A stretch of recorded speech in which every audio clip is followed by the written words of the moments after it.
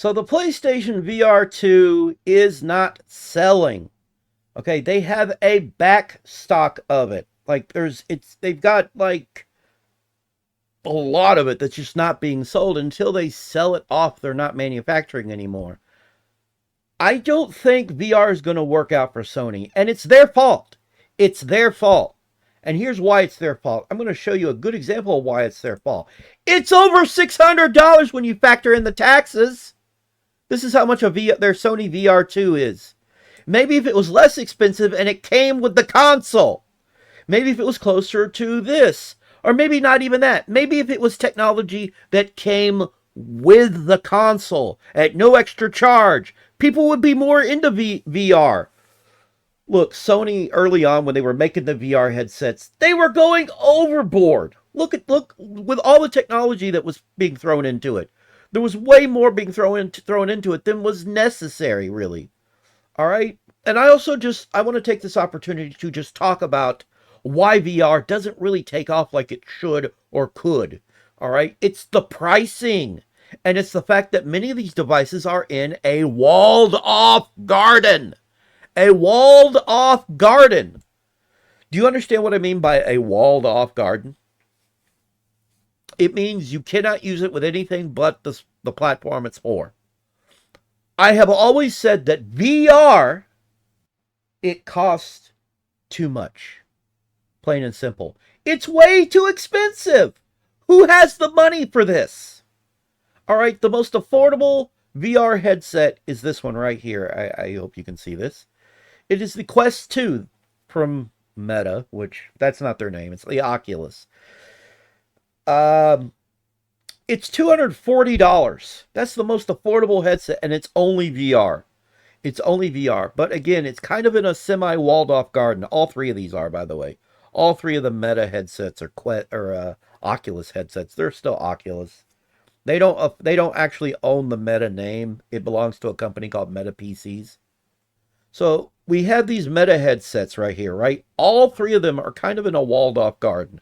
These two headsets are actually mixed reality. They're VR and MR, I guess. Mixed reality. Okay. So we have this one. It's like $500. That's their newest one. It's basically a standalone. This is like their most affordable headset, and it's only VR, but you still need, as far as I know, you still need to have a Facebook account. You have to have an account with or Meta in this case. You have to have a Meta account, quote unquote. The reason that these headsets aren't doing so well is they're in walled off gardens. They're not interchangeable with hardware. So I can't say use a Quest 2 on the PlayStation. I can't use it on an Xbox. I can't use it, well, obviously on a Switch. I mean, I don't think a Switch could handle it. I don't think a Switch could handle decent VR. So, we have these ones that work for PC, and I know there's a way to make it work with different platforms. It doesn't have to be with Steam or anything specific, but it's still just for PC. The problem is none of these headsets are made to be interchangeable with hardware. They should be, because they don't compete. They don't directly compete with each other. Really, not really. I would say these two headsets could directly compete. These two directly compete. The Vive and the Index, I would say they directly compete. They're both for PC. All right? And that's all they're for. But that, again, you can't use it on any hardware that you want. The price of VR headsets and the fact that they're in these walled off gardens is the main problem. And let me explain why I feel like the walled off garden approach is wrong. People expect to buy something like this, like a TV. They do. They expect to be able to hook it up to whatever the fuck they want, just like they would a TV. You don't have to own a Sony TV in order to play in order to play a Sony console on it. You can play it on anything. I'm pretty sure they have some sort of gimmick in some of their TVs that make PlayStations do something a little better or a little differently. But they don't right out block you from using it on other televisions. I'm just trying to say. So any game console works with any television. So if you have a Sony, I don't even know if Sony makes televisions anymore, actually. I don't think they do they? Anyhow, bottom line, if they still did, I could use any of my game consoles, my Switch, the dock in the dock mode. I can use it on any brand television I want. If these companies would compete, and they're not competing, except for maybe these two, but if they were competing and everything worked on everything, like a television, we could get number one, we'd get better pricing. Like this is still, in my opinion, too much. I mean, it's the most affordable one there, but it's still kind of in a walled off garden if you just want to use it on PC, alone on PC. You don't want to use it on anything else, right? If you just want to use it on PC, it's a little finagling, but you can. The price of VR is keeping VR from being mainstream. But some people also, it's not just that. Some people will try VR and they'll be like, it was a cute gimmick, and they'll move on. We're not seeing it in the hands of people who would probably embrace it fully. Like I would love VR headset myself. I'm just saying, I would love it. And if I had it, I'm pretty sure I'd be using it quite a bit. The whole idea of VR and being able to use it is just wonderful to me. It's a wonderful prospect. Really. It's a very wonderful prospect. And I would give my left I would probably give my left arm to play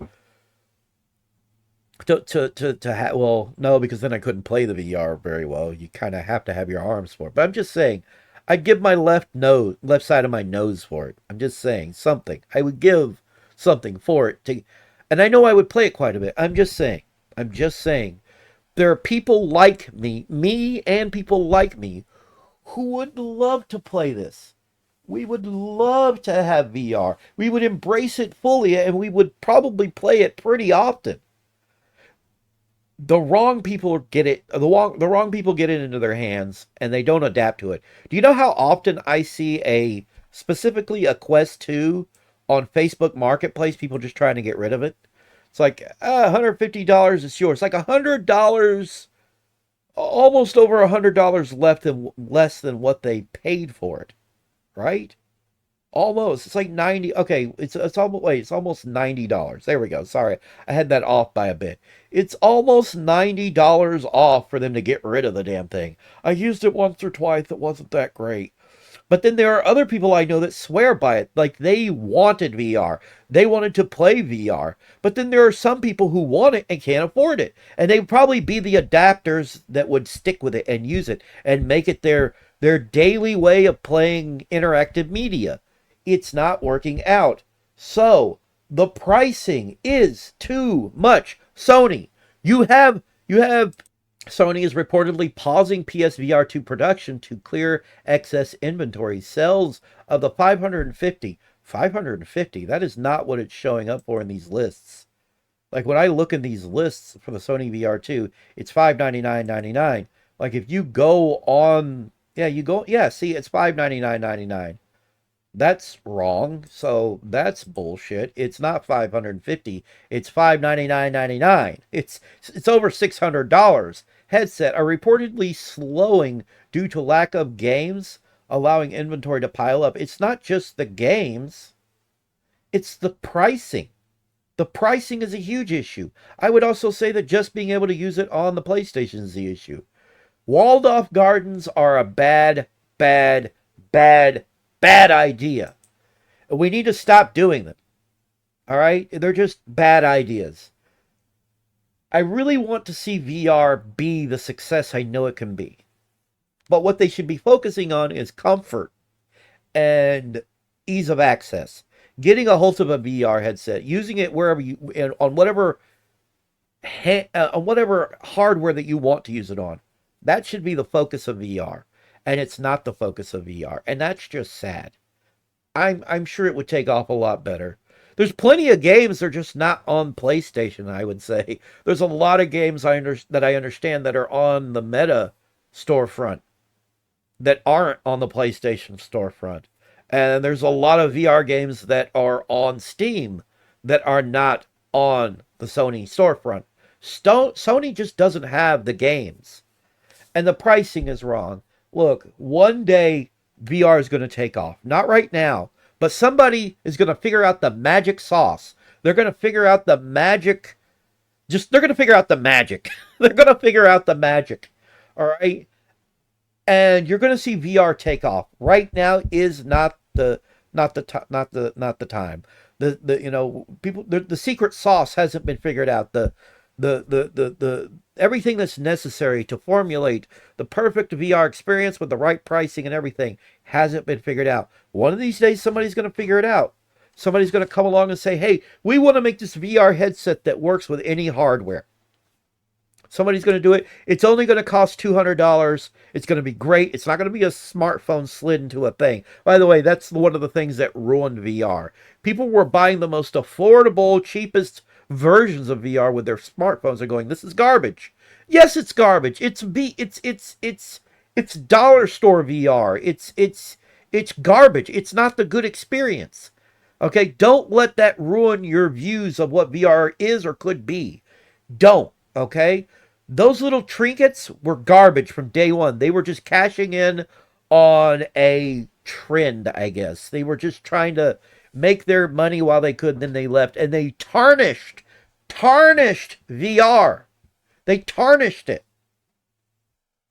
Oi. All right. Oi, oi, oi. All right. So, one of these days it'll get worked out, and that'll be the end of it. This has been The Goof. Thank you very much for watching. I'll see you in my next video. Please rate, comment, and subscribe. I appreciate it. It helps me. Have a good one.